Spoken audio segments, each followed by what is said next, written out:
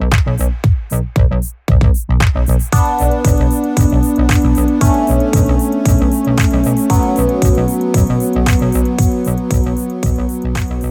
to Evolve Podcast. I'm your host, Joe Fitzpatrick. The Evolve Podcast is an open forum on personal growth and cultivating a positive mindset. Today, I'm happy to have on the show Danielle Kraft. Danielle is a business owner. One of many businesses she owns is F.A.C.E Cosmetic Studios, which recently rebranded from Browse. Browse is based in New Hampshire, but she also has locations in Baton Rouge as well as Richmond. Are there any others that I should be aware of? Not right now. But more coming soon for sure. She is also a business owner of a restaurant in North Conway, New Hampshire, with her soon-to-be husband, Joe KINCAID, called Sushki. Joe is the business owner as well of No Limits Nutrition Center here in Richmond, Virginia. Where in New Hampshire is your home office, where you're at right now? Yeah, so we are in North Conway, New Hampshire. Okay, so that's the same city where your restaurant is at. Yes, so one of our studio locations is there, as well as Sushki, the restaurant. Awesome. Is that where you grew up? No, so I am from Montreal originally, so I'm Canadian, but I did grow up coming to North Conway, which sparked my interest to one day move out here. I grew up camping, hiking, fishing, swimming in this area. It's a very beautiful touristy mountain town. So yeah. Cool. And I know you were raised primarily by a single mom who you're really close with now, but you had a difficult relationship growing up with her, which you told me a little bit about. Tell me about like your childhood and what that was like. Yeah, so it was more so the relationship of like my childhood, not so much my mom. My mom is great. We're very close. However, she had to do a lot of sacrifices to get us to Canada. So I'm dual citizen. So my dad is from America and my mom's from Canada. So they divorced when I was really little. And I am the oldest of four girls. So my mom escaped to Canada from my dad and brought us with him. And, you know, she endured a lot of sacrifices along the way, being a single mother. And she was a stay-at-home mom at the time and had been so for a long time with four little girls. So, you know, I definitely helped as much as I could. I got my first job when I was 12 years old. So just to help my mom out and whatnot. So yeah, so it was more or less my childhood, not so much my mom, but there's a lot of stuff with that. Yeah. So are you the oldest of your four sisters? Yes, I am. How close in age are you guys? So I am 29, and then my sibling is 24. My other one is 27, and then my other one is going to be 21 in August. So pretty close. Yeah, pretty close. I'm one of five. Oh, that's awesome. I have three sisters and one brother. We're all pretty close in age too. The first four of us are all about a year apart from each other. And then my youngest sister, she's 8 years younger than me, but 4 years younger than my brother. That's awesome. So, are you close with your youngest sister? Yeah, a little bit. She used to live in Richmond. We were much closer then. She lives in Virginia Beach now with her boyfriend, and you know, we see each other from time to time. I'm generally close with like my family. I see them on like birthdays and holidays, that type of thing. And thankfully, like Virginia Beach and Richmond aren't too far from each other. Yeah, for sure. Yeah, most of my family lives in Virginia, but my brother and his wife, they've been living in Las Vegas for about 2 years now. So I don't see them as often as I'd like to. But you know, we keep in touch. That's awesome. Yeah. What about you? Like, are you close with your siblings? Yeah, so all of my family still lives in Canada. So where we are in North Conway, it's about a 4-hour drive to my mom's house in Quebec. So my my siblings live there. So yeah, they're all pretty much in Montreal. So I do get to go up as often as I can. It's been a rough year.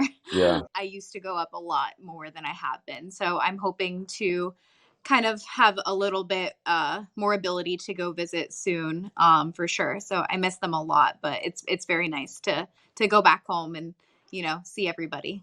Yeah, absolutely. What did your mom do when you were growing up, like professionally? So my mom cleaned houses for a living. Mm. So Okay. I used to help her with that as well. So I would come with her and hang out with her and, do what I could, and she would, help me with my allowance and all that Right. good stuff. But yeah, I worked from like a very young age, and so she definitely taught us the value of a dollar like really quickly, and I think that helped in all aspects of my life. We grew up really, really poor. So Hmm. so it was definitely very humbling, but my mom worked super hard as soon as, we had to move back to Canada and be on our own. We were living in a 1 bedroom apartment in Montreal with me and my 4 sisters, my mom and my grandmother. Oh my So gosh. it was crazy. Yeah. Yeah. But, we made the best of it. Yeah, And, of course. those times and what we learned then definitely helped transpire like the rest of our life. For sure. Um, that job that your mom did, was that like her own business or did she work for someone else? Kind of. Yeah, that's a great question. So for a little bit, she was just taking up like jobs wherever she could. So like word of mouth. So a Hmm. couple of her clients would tell like another client. And so she had like four to five regular clients like on a weekly basis. And then she got this one client who was a little bit pretty wealthy. Yeah. And they had like a lot of land, all these compound houses. So they had a lot of work. Hmm. So they basically hired my mom on full time, Awesome. at her hourly rate to like clean all of the houses and do some grocery shopping for them and some cooking and things like that. Very cool. Yeah. So I'm, I asked that because, I wonder if that entrepreneurial spirit that you have for starting your own businesses comes from your mom. Yeah, I would probably say no. I love her to death, but That's cool. yeah, Yeah. unfortunately, that's definitely not my mom's strong suit, but she's definitely a hard worker. So Yeah. that comes from my mom for sure. Yeah, definitely. Right on. So, where does it come from? Like, is it self-motivated? Honestly, yeah, I would say so. It kind of came out of nowhere for me, Joe. Like it really I I fell in love with I was a tomboy growing up, which is so weird, like very Uh-huh. much so a tomboy. And I still kind of am. I like to fish. I like to and so Yeah. when I got out of high school, I lived in a small country town. We lived in a farm. I moved to Montreal, which everybody does where I'm from. And Hmm. I started meeting friends and I was like, oh my gosh, these girls are so pretty. I'm going to put makeup on and do my hair. And I was like, oh, I like this. And then I went to school to be an esthetician and I was like, I like this. And then Mm. I became very heavily into like makeup. Right. And I was like, oh, I would love to do makeup professionally. And then I, got my first job at Sephora in the makeup industry, not first Right. job, and I was like, wow, I love this. And I worked at Sephora. I climbed my way to that top. I was an educator for makeup artists in my entire district. So I would go to the headquarters in San Francisco and do trainings, and it was awesome. And then eyebrows were my favorite thing. I was like, wow, I really love these eyebrows. Like eyebrows are so cool. You can change someone's face. And then microblading came out, and that was in like 2015, Hmm. 2016. That's when people started talking about microblading. It Yeah. started getting some buzz, and I I was like, remember seeing wow. like that at the malls and Yeah. stuff. I was like, Starting becoming more popular. Yeah. yeah. And I was like, it's like tattooing and makeup put together, which is like, I'm very heavily tattooed and I love Right. makeup. I was like, is this my calling in life? What is this? Yeah. Yeah. And there's some other like cosmetic tattooing studios in Richmond.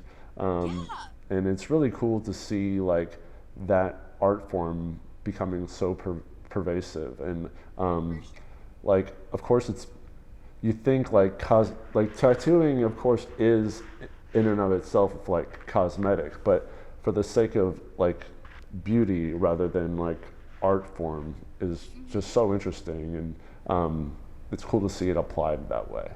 Yes, absolutely. Yeah. It's definitely super innovative, and it's also like not a lot of people know about it. Right. There's a lot of statistics out there that say that there's less than 10% of the population that has even heard the word microblading before, let alone cosmetic tattooing is not even out there being talked about. So you would think a lot more people know about it than actually do, but it's just not true. Yeah. So you were exposed to it while working in your job at Sephora? Yeah, yeah. And I went to my friend who owned a tattoo shop in Baton Rouge, and I was like, "Hey, man, I want to take this course. If I take this course, is there any way I could like rent a booth from you or Mm-hmm. work out something here?" And he was like, "For sure, you can work on my 2 off days that I'm not in the studio because I don't have any space. So Right. you can work on my off days." And I was like, "I'll take it."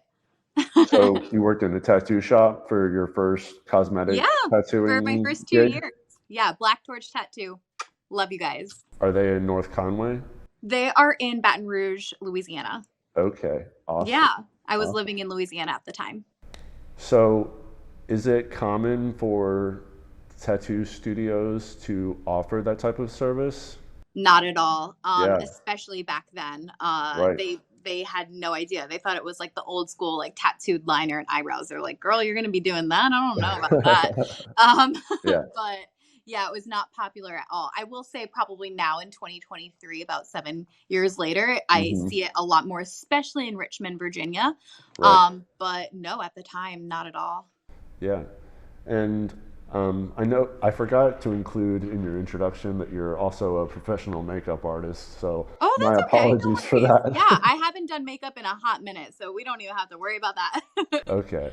We're building up your skills as a cosmetic tattoo artist, and you spoke to how that includes brows as well as lip filler. Yeah, Can lip you speak to blush. that? Yeah. Yeah.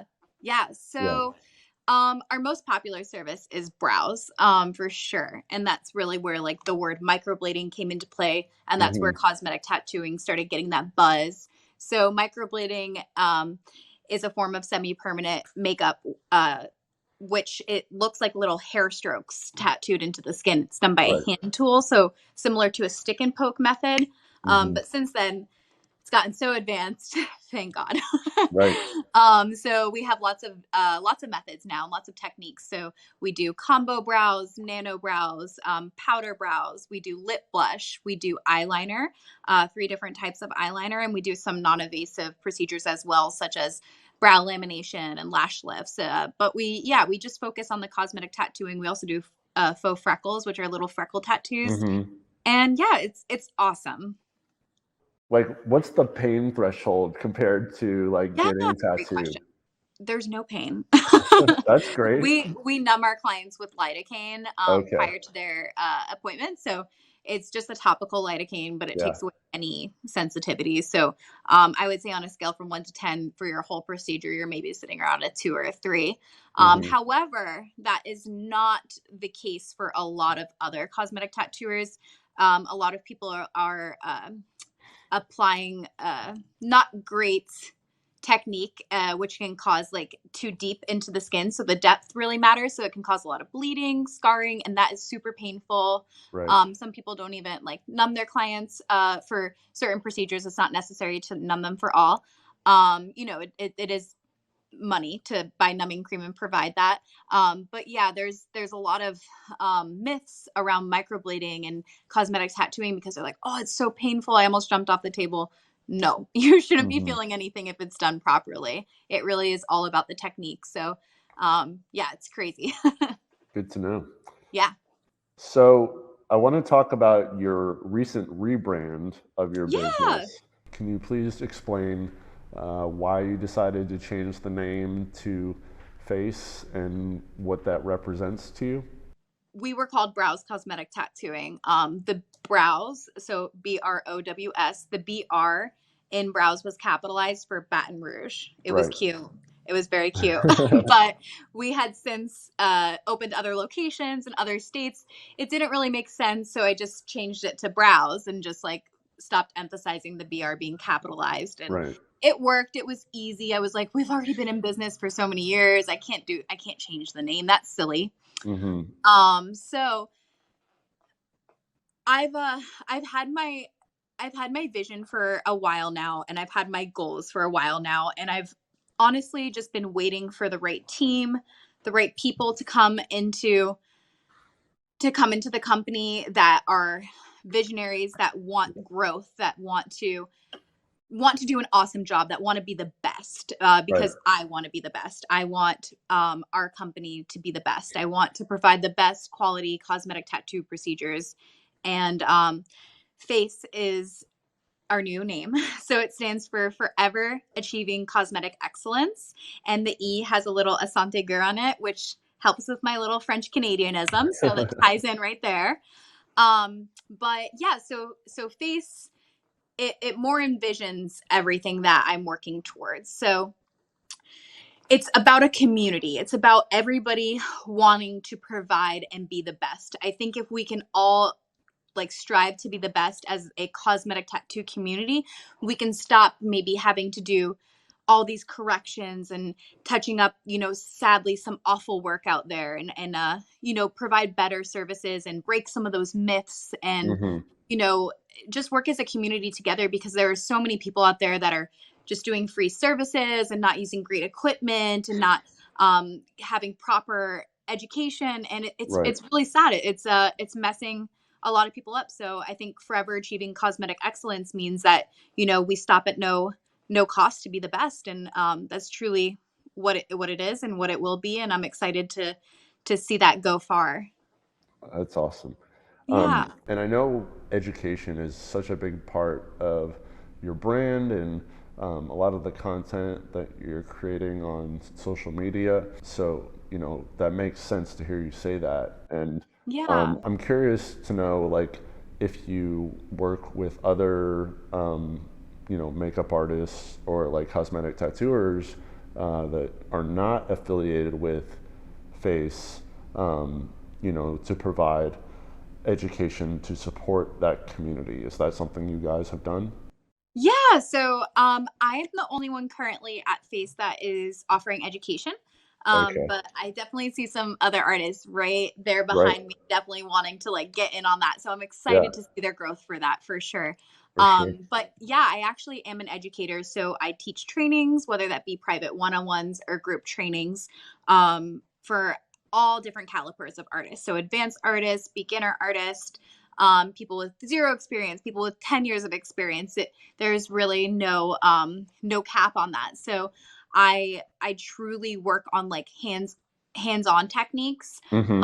that and real life situations where I feel like artists can come in and take a training with me and feel like they got like 5 years worth of knowledge and just like know all the tips and tricks, and all their questions are answered, and they can really go apply that in day-to-day situations and see their work get better and better. So I think that sets me apart from other trainers, as well as I do a business module now, which gives so much to the students, because that is something that, especially for me, I didn't know what the heck I was doing. I didn't know I wanted to be an entrepreneur.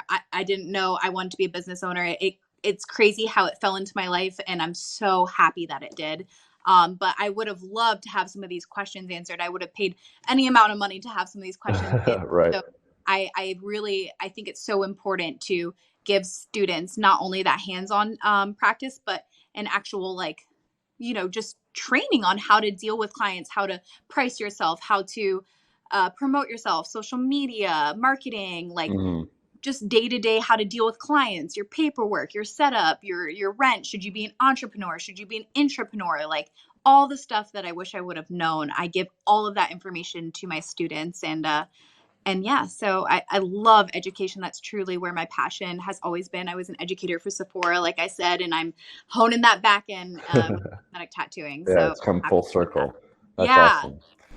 And like with the education you're doing, is that all just in person or are you creating like online courses as well? So it is all in person. However, I am very keen on trying to create some smaller online courses, maybe not a Hmm. full course, but I would love to do like a brow mapping course or a little business course. Right. Something that is affordable and achievable, if not free, for my Patreons, and just figure that out, but that's definitely next on my plate. Yeah, I was trying to get through this rebrand, but that's what I have my eyes set on. Yeah, I hear you. I know you're balancing a lot of plates. So you mentioned Patreon. Is that something you're currently using? Not yet. I'm Okay, not sure exactly how I want my education to go across. There's so many things we can do. You can do Discord, you can do, there's so much. Yeah, there really are great tools out there for, Yeah. building that community online. Yes.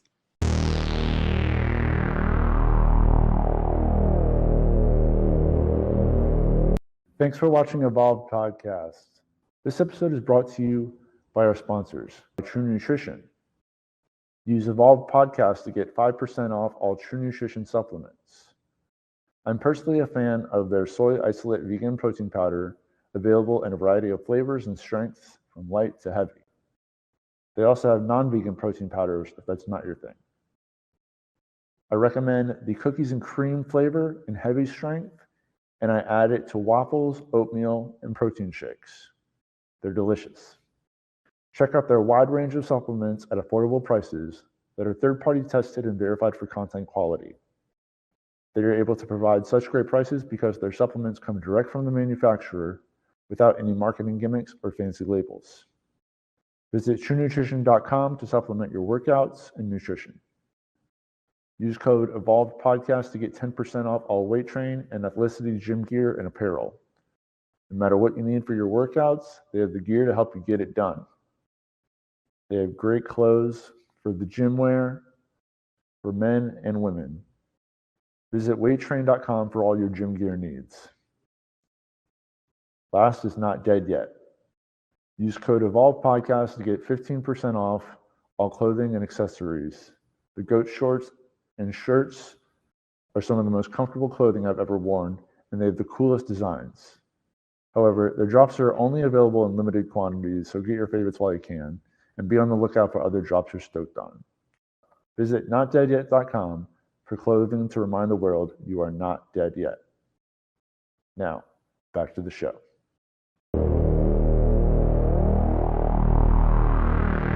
I want to talk about Sushki now, pivoting to that. Yeah.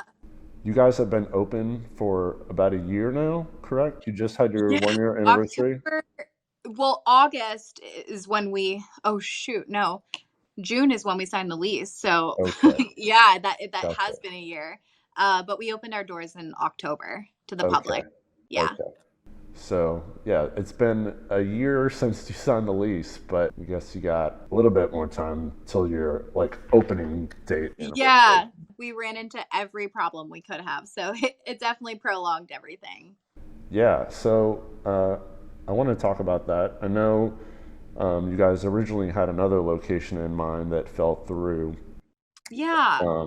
But thankfully you found a second location right before you and Joe were about to go on a big trip, and it all just sort of fell into place at the right time. Yes, definitely. That was crazy. So yeah, we had been working probably since winter time. So maybe January, February, maybe early spring, on our other location, and just getting everything together that one does, and working on it. We had already signed that lease and whatnot. And then we started getting permits, and one of the permits was from the town, and they were like, hey, just letting you know, this says restaurant, and it's just so you know, there's only 12-person capacity, and that's including employees.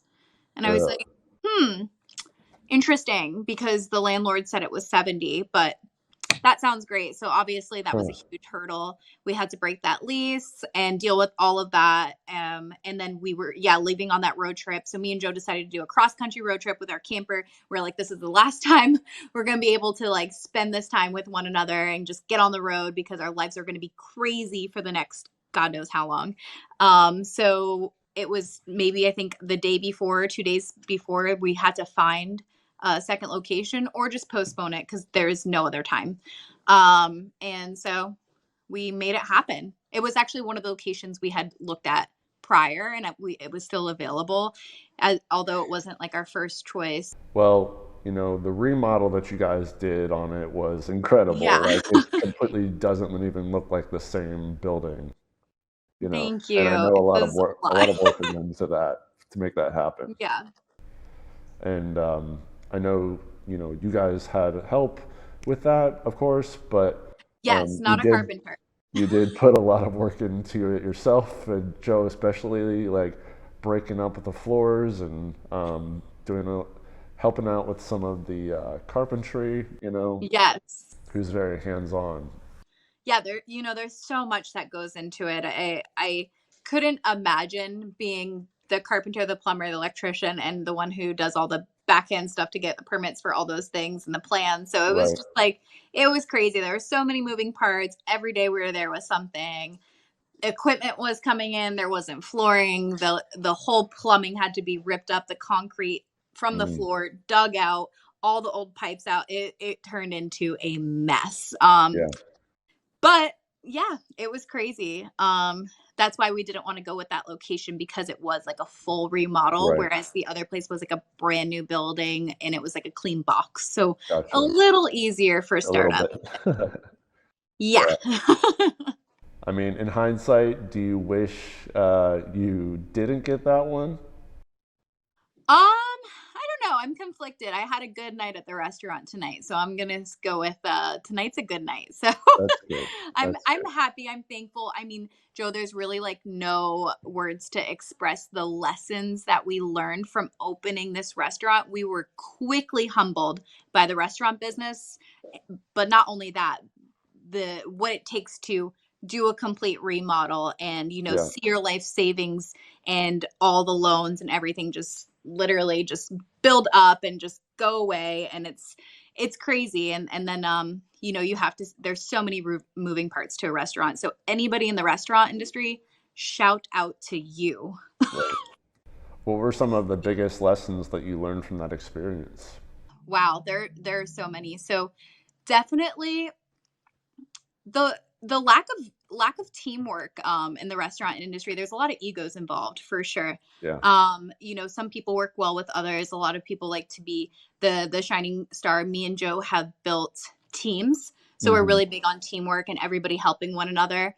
But it seems to me, and this is with dealing with like a lot of consultants and other friends in the restaurant industry as well, but it seems to me that it's not as much of that. It's like every man for himself, and let's get our way to the top, and it's like cutthroat, which is crazy to see, and it's cool, and I respect the heck out of it. But at the same time, we're definitely team people, and we're people, Right. and we're all about hospitality. So the guests always come first, and making sure that our guests are having a good time, instead of egos and drama, Hmm. is definitely a priority. So that was a huge lesson for us, as well as like how much it costs to do something like this. So if you ever think you have enough money for something, maybe just triple it, because everything happens. Yeah. So definitely thought I had more than enough. If I would have gave you a number, you would have been like, oh, it's a lot of money. It's not enough. So a lot of loans, and maybe just having those ready, and be in advance, and kind of like a backup plan. Like, okay, if this doesn't work out, I can get this loan, or I can pull out a line of credit, because I had to do things very last minute with Joe. So it was a lot of like, high interest stuff, because I didn't have time to shop around. I was like, I need money for plumbing. Like, we ran out of money, or I need money for this. I need money for that. So yeah, a lot. Did you guys have any investors in the business, or was it all privately funded? Literally just me and Joe and our savings. No Mm. Wow. investors, no anything. It was literally all of our savings. That's so amazing.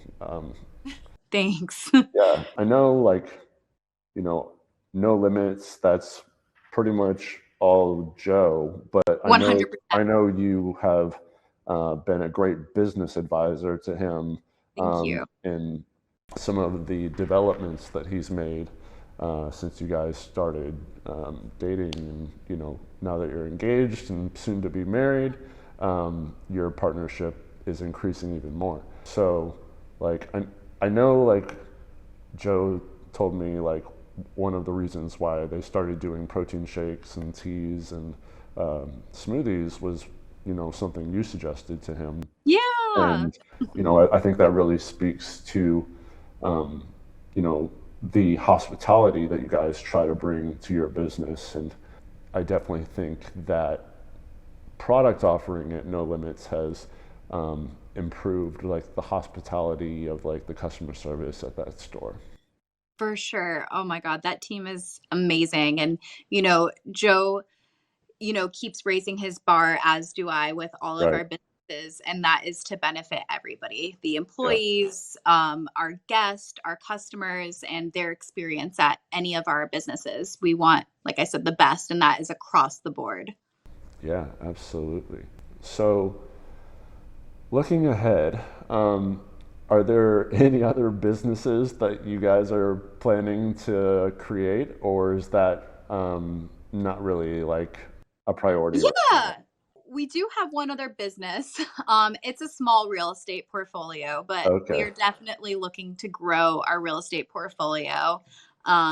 We've had it for a little while now and been working on it. So it's been awesome. So that one's honestly been the best for us as far as between restaurant and Yeah. whatnot. The restaurant is a lot. Yeah. It's amazing, but yeah, the real estate portfolio is pretty cool and pretty easy in relation to that. Not Hmm. saying real estate is easy, but we've seen some shit this year. Yeah. Yeah. So can you speak to like some of the shit that you've seen that's made this Yeah. past year difficult? Yeah, for sure. So we lost our house back in December. Me and Hmm. Joe bought a house last April.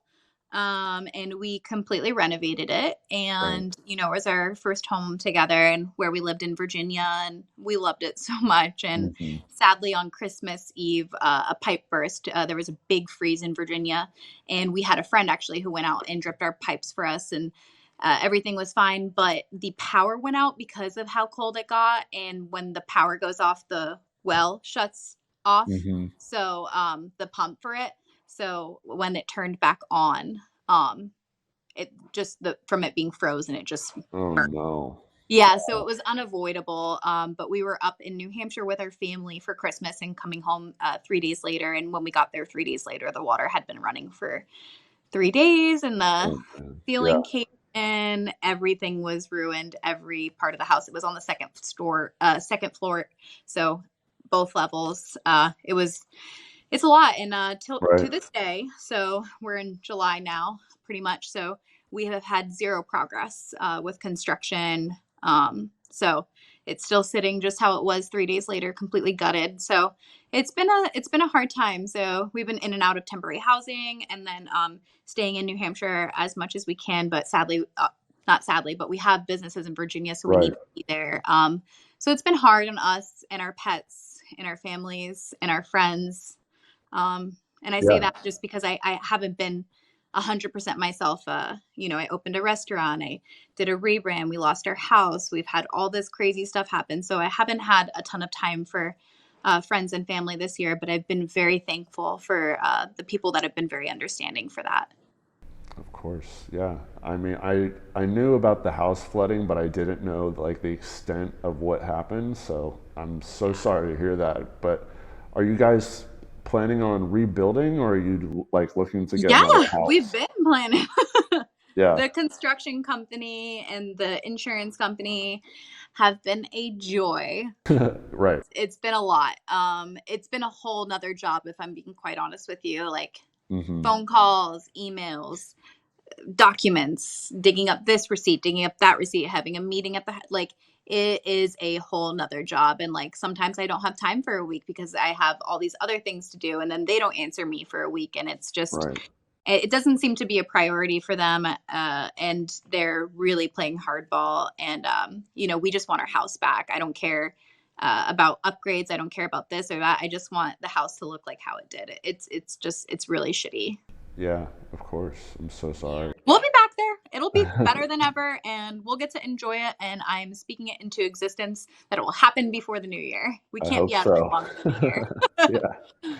So have you guys just been staying with friends, or did you get like a short-term apartment in Yeah, Richmond? we got a short-term rental. So it's actually called a midterm rental on Airbnb. And the insurance company has helped us with some of that cost. So it's been really helpful. Our temporary housing is coming to an end in a couple of weeks though. So we're Mm, having to be responsible after that for a lot of this cost. And then we were in hotels for a while before insurance stepped in. So right. yeah, it's been a time, but the temporary house is very nice and my dogs love it. And there's a big backyard and it reminds them of home. So That's good. Speaking yeah. of Airbnb, I know you have your house in New Hampshire as an Yeah. Airbnb as well. So technically, that's another business Well, like that's on the its the own. real estate portfolio I was talking Oh, about. So okay, gotcha. yeah, we're Yeah, yeah, about to get into our busy season. So we're heading out to Virginia. New Hampshire is going to be my house is rented for the next like month and a half. And that's going to help us catch up on a lot of stuff. So that's awesome. yeah. Your house is gorgeous, by the way. Thank you. Joe posted photos like a while back, and I was like, "Oh my gosh, this place is so cool." Thank you so much. I lucked out on that. I bought it pre-pandemic Yeah, when it was cheap as shit and it yeah, wasn't finished yet. I got a real steal. So I'm very proud of that one. amazing. I'm sure you'll eventually, get a house that's just as gorgeous here in Virginia, and Yeah. maybe even, houses elsewhere. Like, do you have a house that you guys stay at in Baton Rouge? No, so one of my coworkers has this awesome apartment. This apartment complex. It's like kind of little homes, like little tiny Uh-huh. homes. And they have their office, which is one of the little tiny homes that they don't really use as an office. So they rent that out for short-term rentals. So I just stay there every time so I can just go to work with her and then get dropped off. So it's really easy and affordable and awesome. That's nice. Yeah. Looking at your business portfolio, big picture, um, what would you say is your why for, living that life as an entrepreneur and um, balancing your time between all of these different ventures? Yeah, I love that question. So I would say my why is honestly motivation and inspiration. Like I said, it was the complete opposite growing up for me. So it's really cool to look at my life now and the life I want and the life I want for my family. And just know that like you can achieve that no matter who you are, no matter where you came from. Hmm. We have awesome opportunities out there, but you just have to be hungry enough and eager enough to go and get them. And no one's going to hand it out to you. So Yeah, that's definitely been my why. yeah, that's great. And I know you have also been trying to improve your physical health as Yeah. well.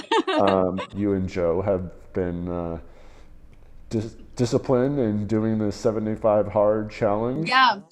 What day are you guys on right now? 47. Okay, yeah, you're getting there. How do you Yeah, feel? I feel good. I feel like the past couple weeks definitely haven't been as best as like the first like 3 or so weeks. I've in the beginning I was like going to the gym for my indoor workout and then doing a outdoor workout, but now I've just resulted to like doing one outdoor cardio workout and then like doing another one on my lunch break, and it just doesn't feel as productive. To Hmm. be totally honest with you, I feel like I could be doing so much more. Um, in the beginning, we were also waking up at 5 a.m. Right. and I fucking loved it. I Yeah. loved it. Oh my God. The time I had in the day to get all the shit I needed to get done, it was fantastic. I really like was thriving. I had so much more energy. I have not been waking up at 5 a.m. and I don't feel great. So it's Mhm. crazy. I've never done that. I've always slept until like 8. So I definitely want to get back as soon as we get back to Virginia into the routine of waking up at 5 a.m. and doing one gym workout instead of just doing 2 cardio sessions. The cardio sessions just don't feel as productive, and For I feel sure. like I don't get as much from them. So definitely looking to like be a lot stricter when I'm in Virginia, but I am doing the challenge. I'm not doing it to the best of its my capability and what it can really offer to me. So I'm excited to finish it super strong. I'm in like a little rut right now, but I'm hanging in there. Well, I just want to challenge you on that because it sounds to me like you are doing the best you can. And, if you can't do the gym as one of your two workouts for the day, like that's okay. Like, of Oh, course, thank it you. would be preferred if you could, Yeah. go to the gym. I feel that way sometimes too. I have to like take my dog out for a walk, and Yeah. sometimes we do a run, sometimes it's just a walk. But I don't always have time to go to the gym, and like, with doing this podcast, um, today was one of those days. I Yeah. did go for a short run, but I also had time to do a bike ride, and um, that felt really good. And I'm just trying to. I think it's important to do what you can and not, shame yourself for not being able to do what you can't. I needed to Based hear on that. your schedule. Yeah, Thank you. of course. Yeah. Um, and I'm sure Joe will appreciate getting up at 5 a.m. Oh, Once yeah. again after you get back to. For sure. For sure. What other forms of self care do you practice to help you like stay in the present moment with like doing your business and taking care of yourself? That's a great question. So, um, man, I love baths. I don't know if that's considered self-care, but there's Yeah, nothing definitely. better than coming home at the end of the night and putting that Epsom salt in, however the heck you say it, and just soaking in there and turning your phone off and just like chilling. Yeah, And so that's important. I have been dabbling into the cold showers, right. so that's been time. Joe's better at it than I am, but I do love like the dopamine or whatever it is you Uh-huh. get from that. That is crazy. If you've never tried it, I highly recommend. You have insane amounts of energy. I use skincare pretty religiously. I have Joe using skincare pretty religiously. Nice. Yeah. What's Joe's skincare routine? Well, he uses he uses hyaluronic and squalene, I think it's called. Uh-huh. And then we have like a gel moisturizer for him as well. And then he has a exfoliating cleanser that he uses every day. So it's a mild exfoliant, not one that you would only need to use once a week. He has psoriasis pretty bad and Mm. eczema. So this has been like really good for his skin. So I've been like adamant on finding a good skincare routine because he's been like, not the most confident about his skin. And I really wanted to help him with that. So we got him some good stuff. That sounds like some great stuff. My, Yeah. my wife has been trying to help me with my skincare routine, though I'm not Yes. as diligent with doing it every day like I should be. You got to do it. Yeah, I use a facial cleanser in the shower, and I got like the Neutrogena, like acne, like Yeah. uh, solution, um, Yes. and moisturizer. So it's very simple. Yeah. I just gotta be more consistent with it. For sure. Yeah. Consistency is key. Yeah, absolutely. And on the subject of baths, like that is 100% self-care. Like I, I would love to take more baths, but I'm a big person. I'm over Yeah. 6 foot tall, and one of these days, like a bucket list item is to have a big bathtub that's big enough for me to like sit in comfortably. That's going to happen for you, my friend. We just got Yeah, to manifest it. absolutely. Yeah, we're doing it. So moving towards wrapping up, Yeah. we're going to talk about the PMA Warrior of the Week. It's one of our recurring segments on the podcast. I love that. And the PMA Warrior of the Week is someone who inspires you to keep a positive mindset. Who is that person for you? Huh. Man, I'm going to go with Andy Frisella. Yeah, why is that? Yeah.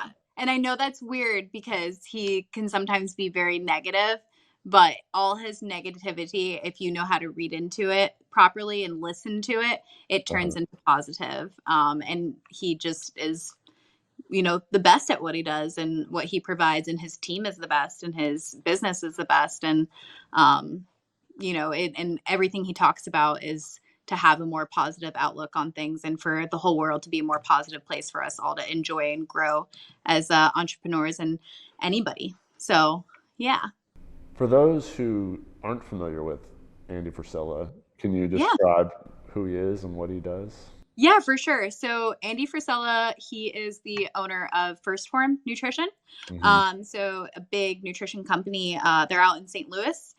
He also has a podcast called the Real AF podcast. I highly recommend it. And he is also the creator of 75 Hard and the Live Hard Challenge. Okay. Yeah. So that's that man. Awesome. He's pretty abrasive and brutal, but he's fucking awesome and has really helped me with so many things in life. So I'm very thankful, and he has created a really positive mentality for me. Have you met him before? No, but I will. Yeah, it seems like it. Yes. Awesome. Next is our mindset moment. What is a quote, tip, or phrase that you use to help you stay positive in difficult circumstances? You know what? This just the first thing that came to my head, and I've never been asked this or thought of it, but just keep swimming. We all know what it's from. Yes, Finding Nemo. We love it. What does just keep swimming mean to you? It means just keep going. Don't stop. Yeah. Yeah. Awesome. Lastly, where can people connect with you if they want to, get their makeup done or, see the amazing trips that you're doing or check out any of your businesses? Where should they do that? I would definitely say my business page. I definitely have been posting a lot more of personal stuff on my business page, which I think is very important for my clients and my fellow my fellow community. So it's Danielle.F.A.C.E Studios. Awesome. Thank you so much, Danielle. It was great talking to you. Thanks for having me, Joe. I appreciate it. Thanks for watching Evolved Podcast. Follow at evolvedpodcast.co on Instagram for weekly updates. Subscribe to Evolve Podcast on YouTube, Spotify, and Apple Podcasts, and like your favorite episodes. Production and editing by Joe Fitzpatrick. Our theme music, Endless Cruise, is written and performed by Fingers, spelled F1NG3RS.